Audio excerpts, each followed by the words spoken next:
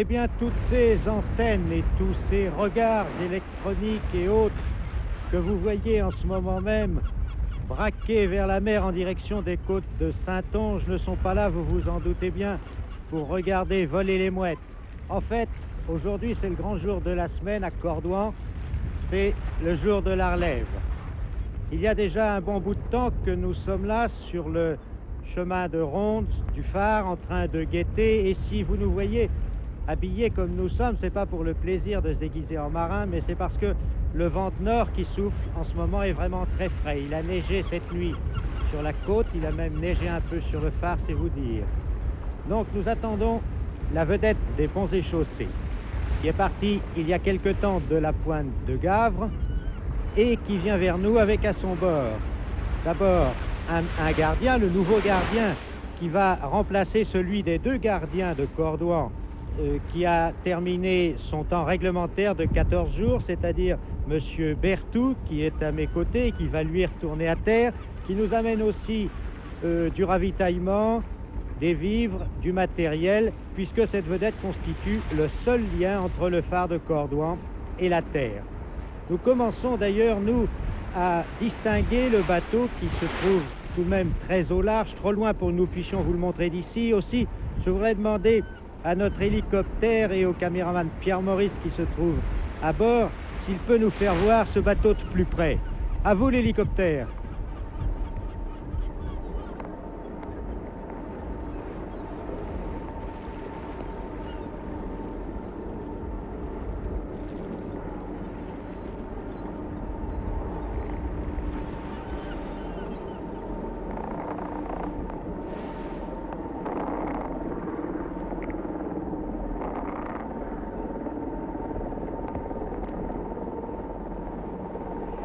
Eh bien voilà, vous pouvez distinguer le bateau qui fait route sur nous. La mer n'est pas mauvaise en fait, au large, mais ici à Cordouan, il y a des remous qui risquent de rendre le débarquement un petit peu plus délicat. Vous voyez, c'est un bateau costaud, un bateau qui peut étaler des mers très dures, mais malheureusement, la hauteur des bancs de Cordouan ne lui permet pas d'arriver jusqu'au phare, et c'est pourquoi ce bateau a en remorque cette chaloupe que vous voyez, cette chaloupe qui sert au transbordement, et c'est pour ça qu'une relève ici au phare de Cordouan, ça n'est pas une chose très simple.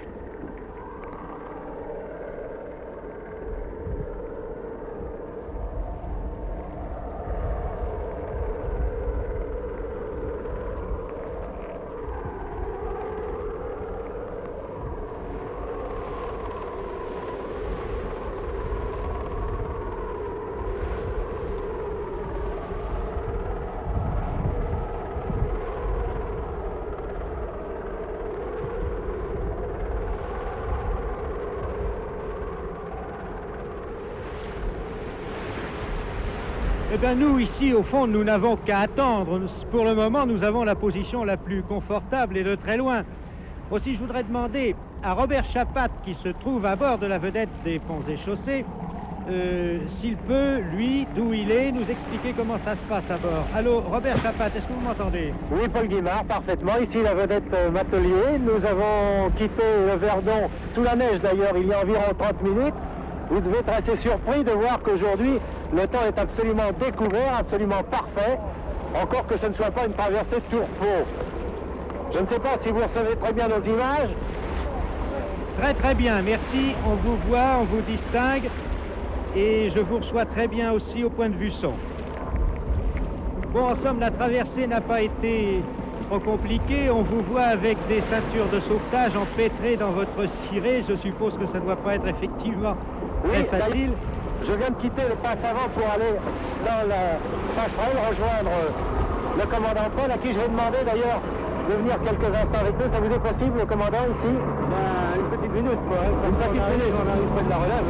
C'est une chance aujourd'hui de trouver un temps pareil. Il fait très beau, oui, il fait très beau. Il y a un petit mouvement de mer, mais je crois que tout va bien se passer quand même. Et en hiver, d'habitude, la relève se fait pas comme ça. Enfin, je dois vous dire que si la relève ne se fait pas comme ça en hiver, qu'est-ce que ça doit être? Parce que pour vous, c'était une traversée de tourpeau, mais pour ceux qui sont des occasionnels de cette traversée, c'est quand même pas recommandé comme promenade de santé. Ah non, ça non. Mais enfin, qu'est-ce que vous voulez, c'est notre métier. Et nous sommes bien obligés de remplacer les gardiens de phare qui eux aussi veulent rentrer chez eux après 14 jours au phare. Ils sont bien contents de retrouver leur famille. Alors on fait notre possible, même par mauvais temps, pour faire la relève. Qu'est-ce qu'il y a de particulier comme condition de navigation en quittant le Verdon pour venir jusqu'à Cordouan? Vous avez longé les côtes pendant longtemps. Oui, tout ça à cause du courant, parce qu'aujourd'hui on réussit à faire la relève par courant de flot, et d'habitude on le fait en gisant. Alors là, par courant de flot, on longe la côte de façon à gagner un peu de temps quand même. Et on trouve ici un peu moins de mer, quoi, par où nous avons passé. Mais d'habitude, vous savez, c'est dur, en flot, c'est très dur de faire la relève. Mais aujourd'hui, le gars, il a passé Noël au phare, il est bien content de retrouver sa famille, quoi. À mer basse, c'est toujours dangereux. Ah aussi, oui, il y a, surtout aux abords des bancs de sable, là, droit devant nous, il y a quand même pas mal de rouleaux. Et il faut faire très attention pour faire la relève. Il y a combien d'années, commandant, que vous faites ce service? Ah ben moi, je suis nouveau au phare des balises ici, je viens des câbles sous-marins. Et il y a depuis le mois d'avril. Mais j'ai quand même vu, j'ai participé à quelques relèves. Là, je remplace le patron qui est en congé, le patron de la vedette. Mais j'ai vu quelques relèves où c'était tangent, c'était très tangent, il y avait quand même quelques risques. Mais enfin, on réussit quand même. Bien, merci, commandant, je vous laisse au gouvernail. Pour ma part maintenant, je sais que nous approchons, nous sommes très près de vous, quelques peines.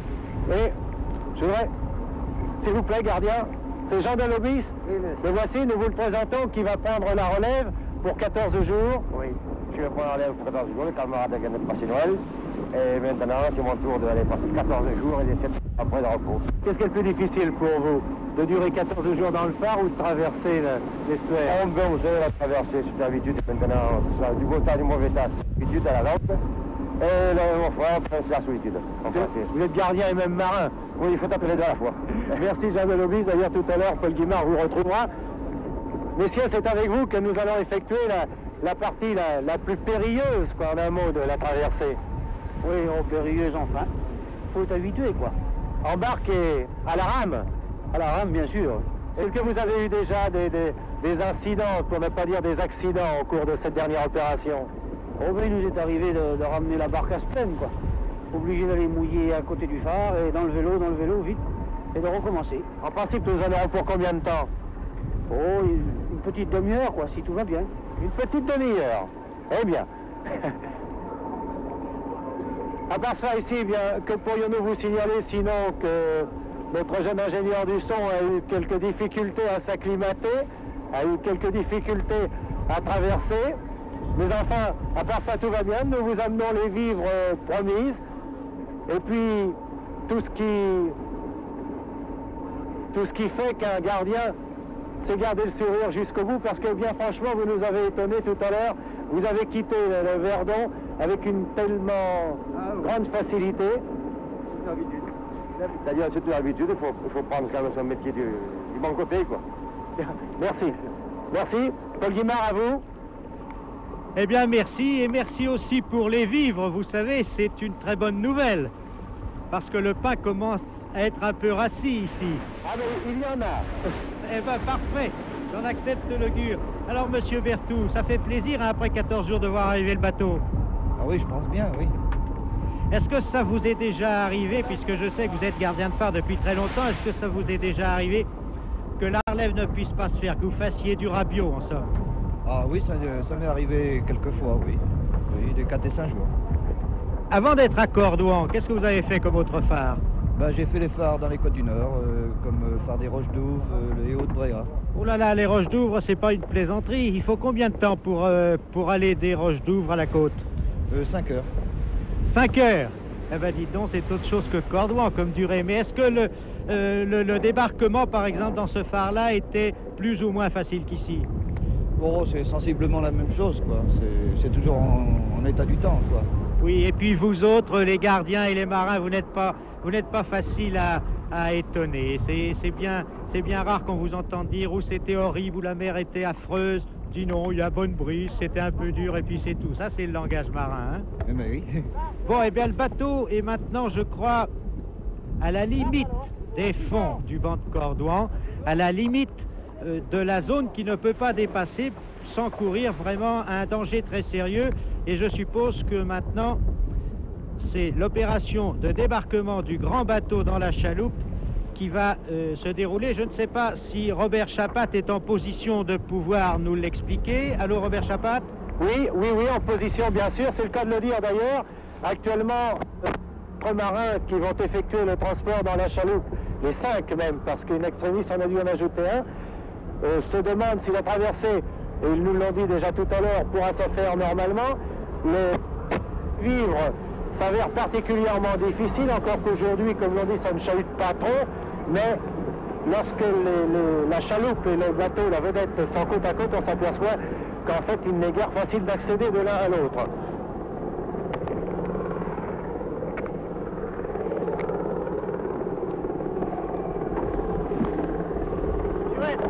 Oui, eh bien, d'où je suis, je vous vois en effet sauter du bateau dans la chaloupe, les uns et les autres. Le clapot est plus creux, je crois, au pied du phare, beaucoup plus creux même que celui que vous avez en ce moment à bord. Et en réalité, encore que le temps ne soit pas du mauvais temps, j'ai l'impression que cette relève va être assez sportive, vous savez. Ah, ça a certainement un côté sportif, d'autant plus qu'il ne fait peut-être pas mauvais, mais il fait très froid. À qui le dites-vous? À qui le dites-vous? Nous sommes plantés ici depuis un sacré bout de temps à vous attendre, et effectivement, on n'a pas chaud. Mais enfin, vous êtes dans une position, vous autres, tout de même beaucoup plus inconfortable que nous. Ceci dit, j'imagine très bien comment ça doit se passer, puisque ça s'est passé de la même manière lorsque nous avons débarqué ici il y a déjà une bonne semaine. Enfin, il y a tout ce que les vivres que vous avez demandé, à savoir de la bière, de l'eau minérale, il y a évidemment du vin, du pain en quantité, j'ose dire industrielle, du lait aussi. Eh bien, ce soir, ça va et des journaux. Ce soir, ça va être la fête à Cordouan. Mais c'était déjà la fête pour tous ceux qui se préparaient à effectuer cette relève, parce que ce gardien, aujourd'hui, effectue une traversée dont il se souviendra, je crois, assez longtemps, et il ne m'a pas caché tout à l'heure sa pensée, il m'a dit « Je voudrais que la télévision vienne à chaque occasion de relève ». Oui, personnellement, vous savez, nous serions tous d'accord ici, je crois, pour revenir, parce que le temps que nous avons passé dans le phare de Cordouan a constitué une expérience, je crois, assez rare. On ne peut pas imaginer la vie d'un phare tant qu'on n'y a pas vraiment vécu, et pour toute l'équipe de l'ORTF ici, encore une fois, ça a été un moment, je ne veux pas dire inoubliable parce que c'est un grand mot, mais un moment très rare. Ça y est, maintenant, nous cherchons les rameurs. Inutile de vous dire que pour sa part, le reporter de l'ORTF se contentera d'observer les opérations parce que, d'abord, c'est une façon de se diriger que j'ignore totalement et ensuite, je vous avoue que j'ai autre chose à faire. Et j'admire assez la dextérité, vous devez le faire aussi comme nous, la dextérité de tous ces marins qui ont réalisé ce transfert de la vedette à la chaloupe en quelques secondes, voire peut-être même à peine une minute. Ah oui, c'est extraordinaire. On vous voit d'ici déborder le bateau et piquer vers nous. Le clapot est tout de même assez creux pour que de temps en temps vous disparaissiez complètement dedans. On ne voit plus le bateau, on ne voit plus que les silhouettes qui sont dedans, les silhouettes engoncées dans les cirés avec les ceintures de sauvetage. Mais enfin, je dois vous dire, et je le regrette, que, à mon avis, ce n'est pas le plus dur que vous venez de faire. Le plus dur, vous allez le trouver bientôt. Mais ça y est, nous commençons à le trouver. Il y a les vagues d'1 mètre, 1,50 m environ. C'est pas encore la cote d'alerte atteinte, non? Non, pas encore, non. D'habitude, il fait très mauvais. D'ailleurs, la mer, des fois, est bien plus grosse qu'aujourd'hui. Aujourd'hui, la mer a pensé à la télévision. Mais après, aujourd'hui, il faut dire qu'il fait beau. Il ne fait pas vraiment beau, car il y a du creux quand même. C'est ça, à l'endroit où vous allez aborder, d'après l'échelle qui se trouve devant nous, il doit y avoir à peu près 2 mètres d'eau, je pense. 2 mètres d'eau, c'est pas beaucoup. Et sur le fond, avec les courants, il est bien évident que ça n'est pas une mer formée du tout, c'est une mer de clapotis avec des lames courtes qui arrivent dans tous les sens. Et puis de temps en temps, comme toujours en mer, une plus grosse qui vient d'on ne sait pas où et qui brise le long de l'escalier. Enfin, je ne voudrais pas vous faire un tableau trop noir, je voudrais simplement que les téléspectateurs sachent bien qu'une relève comme celle-ci, eh bien, jusqu'au bout, c'est incertain. Jusqu'au bout, c'est une aventure.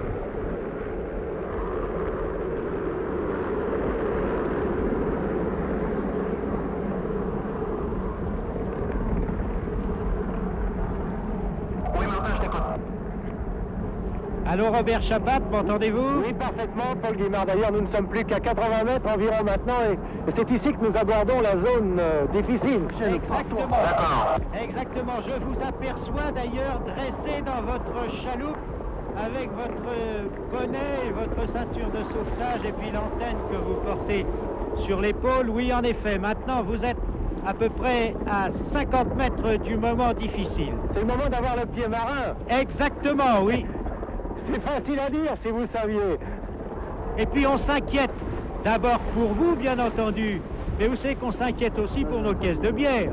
Non, pour le moment, tout va bien de ce côté, rassurez-vous. Bon, la chaloupe est maintenant à, disons, 20 mètres du pied de l'escalier. C'est le moment extrêmement délicat. Les rameurs vont tâcher de la mettre bout à la lame pour venir accosté au pied de cet escalier qui est constitué par des crampons de bronze. Hop, voilà la manœuvre. Ah, d'ici, c'est impressionnant de vous voir. Eh bien, vous savez que c'est bien impressionnant de vous voir aussi d'où on est. Voilà l'accostage. L'accostage a réussi, mais ça remue dur dans les remous que vous devez voir, dans les brisants qui arrivent contre le pied du phare. Hop.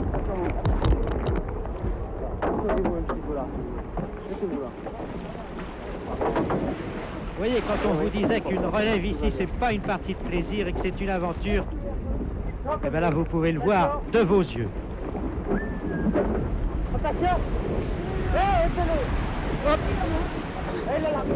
Une lame vient de chasser la chaloupe dont les avirons étaient désarmés et l'homme qui se trouvait à l'étrave a été obligé de lâcher la bosse tellement la bosse, c'est-à-dire la barre, si vous voulez. Et il faut maintenant ici reprendre les avirons. Tant le mouvement de la lame a été dur à vous, Robert Chapat. Oui, je vous disais qu'il faut maintenant ici reprendre les avirons, essayer de s'approcher à nouveau du phare que brusquement nous avons quitté. Nous en sommes séparés d'une dizaine de mètres maintenant. Et c'est là un effort assez terrible, un effort que l'on peut considérer, je pense que nos amis ne considéreront pas cela comme un terme péjoratif, comme très très sportif, car approcher dans ces conditions, alors que nous avions pu tout à l'heure aborder assez rapidement, approcher maintenant relève presque de la grande performance. Bon, vous êtes maintenant exactement à la flot au-dessus de nous. On va lancer une nouvelle amarre à l'homme qui se trouve à l'étrave. Hop, voilà, c'est fait. Deuxième tentative de débarquement, en espérant cette fois qu'il n'y aura pas une lame aussi forte que celle de tout à l'heure qui a littéralement fait voler la chaloupe très loin de l'escalier où les hommes devaient aborder. J'ai craint pour vos caisses de bière. Oui, moi j'ai d'abord craint pour vous, je dois vous dire. Alors ici, j'ai l'impression que personne n'y pensait. Bien sûr que non. Bien sûr que non, les marins en ont vu d'autres, surtout ici. Mais tout de même, je vous avoue que c'est bien impressionnant.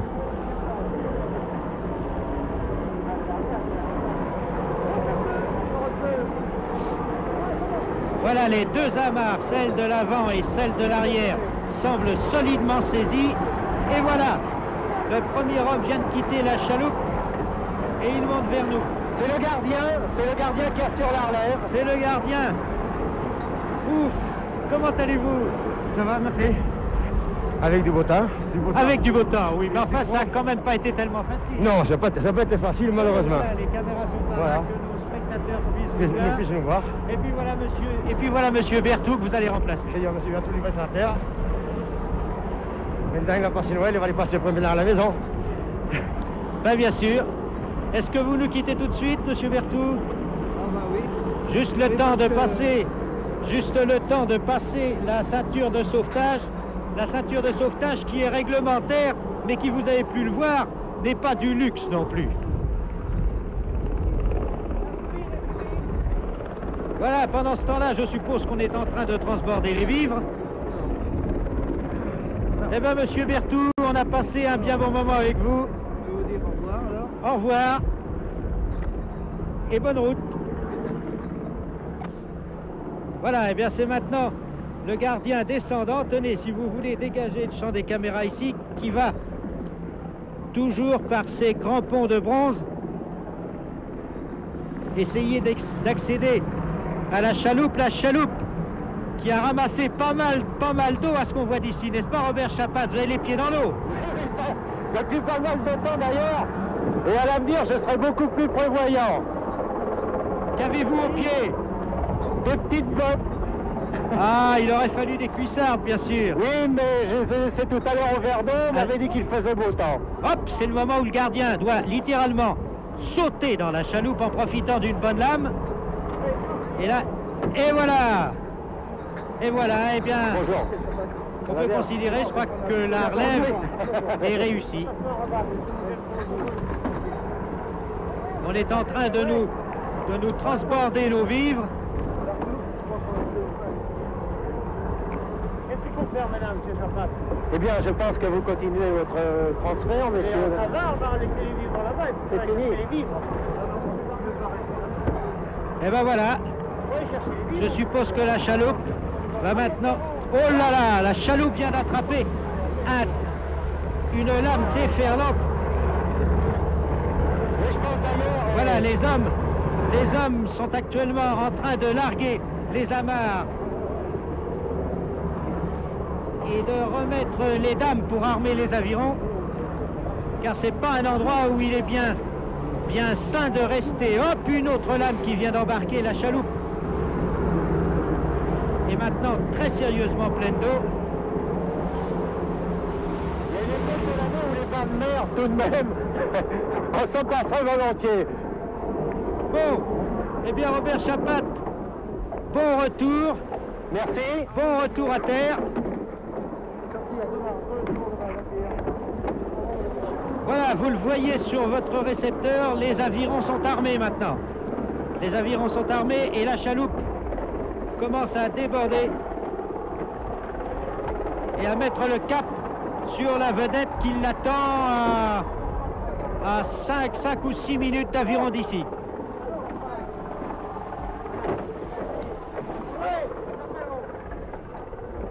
Allez, là, j'attends. La suite, on ne pas nager n'importe comment. Allez, Roger.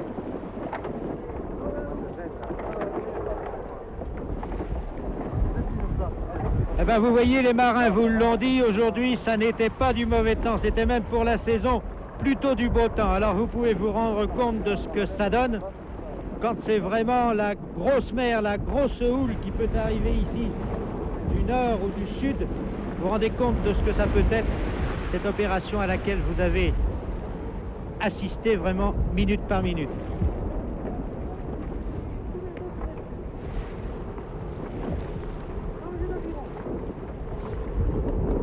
Alors Robert Chapat, vous m'entendez? Oui, parfaitement, Paul. Ça se passe bien? Oui, tout va bien maintenant parce que nous avons quitté cette zone dangereuse et le gardien qui vient d'être relevé me dit encore aujourd'hui ça n'est pas terrible. Eh bien je me demande ce que ça doit être quand c'est terrible. Ben, quand c'est terrible, il doit se passer ceci qui ne se passe rien, c'est-à-dire que le gardien, ben mon Dieu, fait du rabiot. Oui, le malheureux.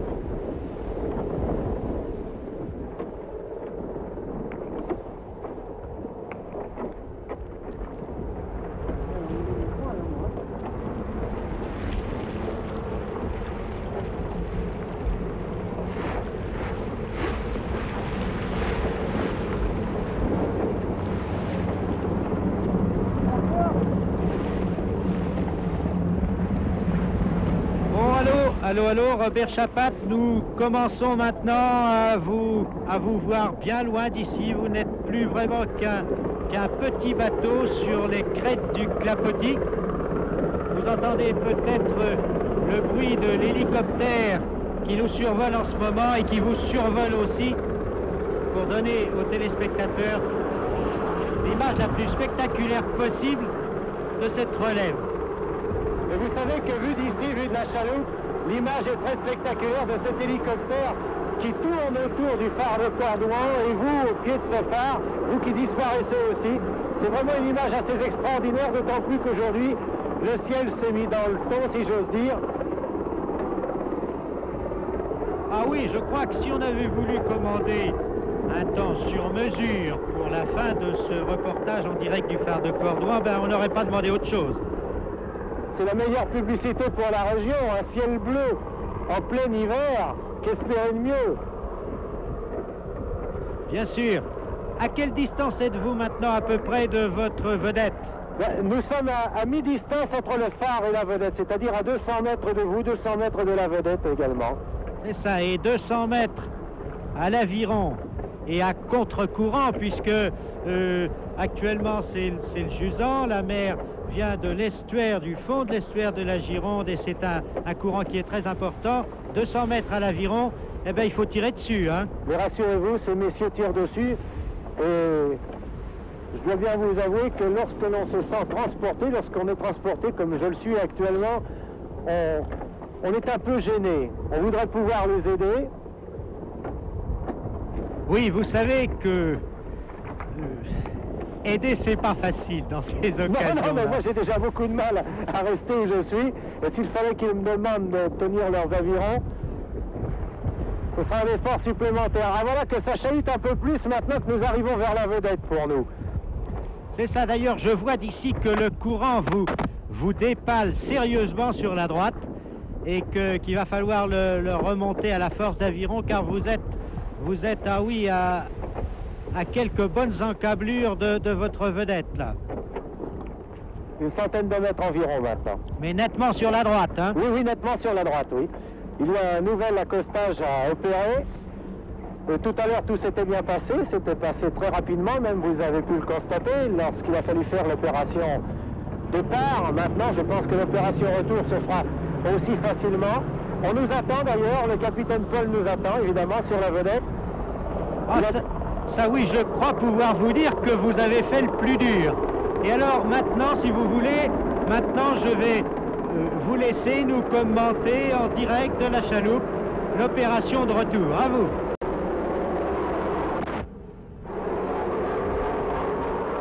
Allô, je ne sais pas si Robert Chapat m'a entendu, car le bruit de l'hélicoptère couvre peut-être mes paroles. M'entendez-vous, Robert Chapat? Oui, mais mon émetteur a été mouillé tout à l'heure. Et j'ai quelques petites perturbations de son retour surtout. Parfait, eh bien je vous laisse. Je vous laisse. La vedette, il est temps d'ailleurs, car nous sommes presque à marée basse ici. Et il y a des fonds de sable qui tout à l'heure inquiétaient un peu le capitaine Paul pour le retour. Capitaine, vous n'avez rien à craindre de ce côté-là, vous n'avez pas... Vous avez assez d'eau? Quelques temps devant nous, hein. Oui. Encore environ une demi-heure, voyez-vous, il était donc très chronométré, ce passage, et cette relève également du phare de Cordouan. Il était temps que nous repartions, mais maintenant, je pense que nous pouvons vous quitter, Paul Guimard. Bon retour, vous aussi. Merci, et vous, bonne route jusqu'à la pointe de Gavre, mais nous continuons à vous voir, à vous suivre par votre caméra, par la caméra qui se trouve placée à bord, et aussi par les images que nous donne de vous de temps en temps l'hélicoptère. Alors le transbordement, vu d'ici, a l'air d'être un peu difficile, mais tout de même de se passer à peu près bien. Oui, on voit les silhouettes qui les unes après les autres passent de la chaloupe à bord de la vedette. En fait, il doit rester évidemment un peu d'eau sous cette vedette. Seulement, il se passe ceci, bien sûr, c'est que lorsqu'un creux arrive, eh bien, ça rapproche d'autant la quille du fond, et que il faudrait vraiment pas que ce bateau s'attarde ici, comme vous l'avez dit tout à l'heure. Pour ma part, je viens de réussir l'opération délicate. Eh ben, bravo. Et dans la vedette, il y a même beaucoup d'eau. Il va falloir écoper. Oui, ça vu d'en haut, comme nous le faisions tout à l'heure, on voyait que lame après lame, vous embarquiez certainement un certain nombre de seaux d'eau, hein. Oui, nous avons actuellement pas mal de parasites. Je disais que vu d'en haut à l'instant, on s'apercevait bien qu'à chaque lame, vous embarquiez un certain nombre de seaux d'eau.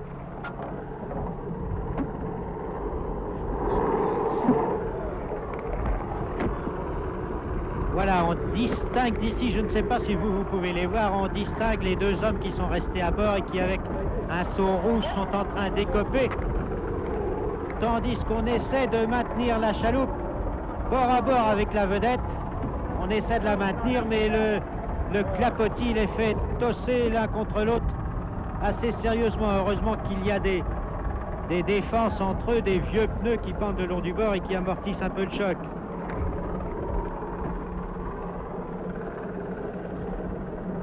Comme vous pouvez voir, la chaloupe a ramassé vraiment un bon nombre de paquets de mer. Il n'aurait pas fallu qu'elle reste tellement longtemps dans cette position ni dans cette situation. La chaloupe et les hommes qui étaient à bord. Oui, je m'en doute. Je voudrais d'ailleurs demander rapidement à nos marins si cette opération aujourd'hui s'est bien déroulée, enfin si c'est pour eux presque une routine, une habitude. Une promenade aujourd'hui. Une promenade aujourd'hui. Eh bien. Et tout ça est dit avec le sourire. C'est notre métier, nous sommes habitués. Et il faut bien dire, oui, c'est le métier, nous sommes habitués, disent-ils, mais enfin, il faut bien dire qu'on est tout de même émerveillés de constater que vous faites ça avec autant de bonne humeur. C'est notre métier de bon cœur. Oui, je crois qu'il y a une chose qu'il est en effet bon de souligner, c'est que ce qui pour nous semble un exploit, pour eux, c'est la vie quotidienne.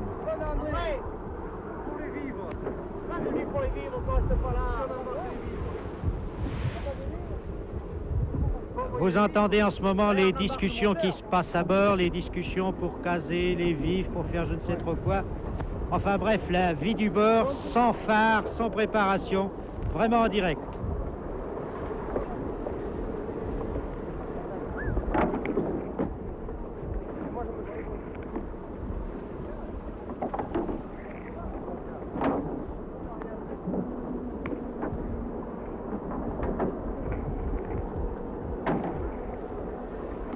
Il me semble que le vent a un peu calmé depuis le début de cette relève. Il y a en tout cas chez nous un petit peu moins de clapots peut-être, et il fait peut-être un peu moins froid, ou alors c'est qu'on commence à s'habituer. C'est vrai, ici aussi à bord, on a l'impression qu'il fait maintenant moins froid. Bon, eh bien voilà, maintenant c'est fini. C'est fini, nous allons dire au revoir à Cordouan. Et je dois vous avouer que c'est avec un petit pincement au cœur, parce que vraiment pour nous tous, ça a constitué une expérience dont nous n'imaginions ni l'étendue, ni le charme. Alors voilà, et pour la dernière fois, ici Cordouan, au RTF.